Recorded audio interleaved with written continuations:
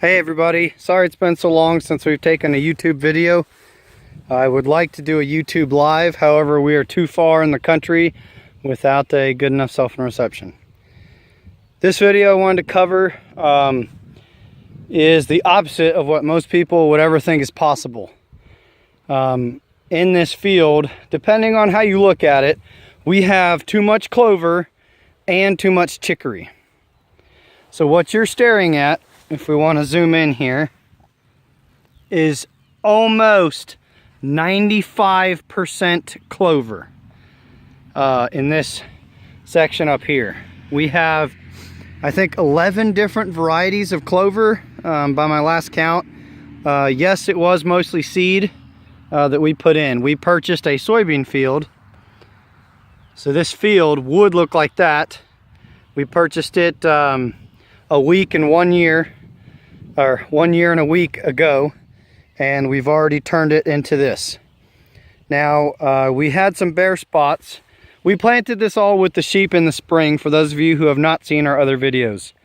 We had some bare spots of the clover, so we made our best attempt to seed grasses, but it was so late in the spring that it might as well have already been June, and here in southern Ohio, it's not easy to seed grass that late.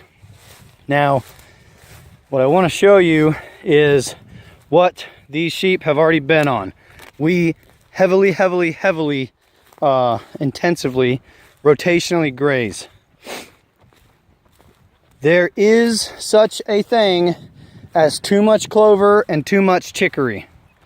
So they had access to this piece right here, and they did not eat it. Granted, when they first came onto this field, it was such a stark contrast in protein that we were giving them a half a bale, and we thought that was enough. We didn't have any bloat problems. Because of rotational grazing, our animals are constantly kept full, which is great for growth rates, meat tenderness, meat qualities, etc. But they were wasting a lot of clover. Well, we have been getting in hay knowing how much clover we've got that has no clover. It's almost all orchard grass and a little bit of alfalfa. No clover. Reason being, it's only the end of October. Grass is still growing, but once we started feeding this tiny group of sheep an entire bale, which may seem not as financially responsible to most, once we started doing that, the utilization rate went crazy high. You can see some of the remaining piles of hay, and it's more even. We don't have, the only thing that they're still not eating a whole lot of is this chicory. Now, if I had bought fescue hay, fescue is a grass that is much higher in alkaloids. I don't even know the content alkaloid wise of orchard grass or perennial rye for that matter. But they would have eaten the chicory high in tannins, which balance out the alkaloids a lot more. Now, the chicory did really well when we seeded it with the sheep in the spring with the clover. We also did put grasses in here, but the clover just choked them out. I say that because, I say all that. One, with us feeding hay already in November, it's going to be kind of expensive. However, and two, this means we do not have to rotate the sheep as fast in this fall and this winter. Because we're already feeding hay, we're saving more of the downhill behind our bank barn and the other side of that field for them to graze fresh later in the winter.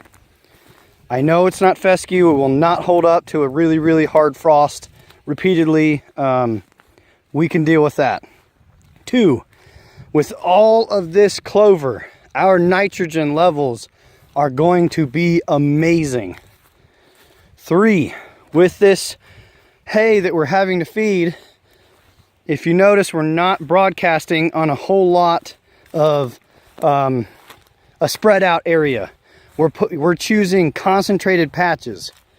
I don't know if you'll be able to see it, but we are throwing seed down and then putting our flakes of hay on top of it. So with the high moisture season coming up, we will be golden to really start cranking out at new grass coming in. So the grass seed we're spreading is 100% grass. No more chicory. We do not need any more chicory, even though it's got a good taproot and I like it. It's just perennial ryegrass, a endophyte free and or a novel endophyte, Max Q, fescue, and orchard grass. I have not been convinced that Timothy is worthwhile. Just throwing that out there. Maybe I could, maybe I couldn't. Diversity is strength, but I can guarantee you that this patch of chicory right here that looks to be dry matter wise maybe half of this little section is going to be here almost entirely. But we do have, these are a growing class of animal. These are our mostly ewe lambs that will be bred for the first time, and we have a ram lamb to breed them. So that's why we chose these guys to be on the high octane, high protein really pasture. Octane, high octane I describe as high protein, high sugar. I don't know that we have that yet. But anyway, and for those of you who have not been following us, we also have very young fruit trees spread out in the middle of this field. This is high ground, that's south, and they'll get beat up pretty bad in the summer lest they have shade. So this field is going to look very, very different in a couple years, and with NRCS's permission, as we did get a grant to do some of this, I will be putting wood chips in this low spot that has chiseled out a 4-foot ditch, ravine, in between these two hills here. And then I'll be planting some very fast growing trees down in them. But anyway, like us on Facebook, Semper Grazing Ranch. Follow us on YouTube. Tell your friends about us. Ask questions. We love what we do, and hopefully you all love what we do. Take care, everybody.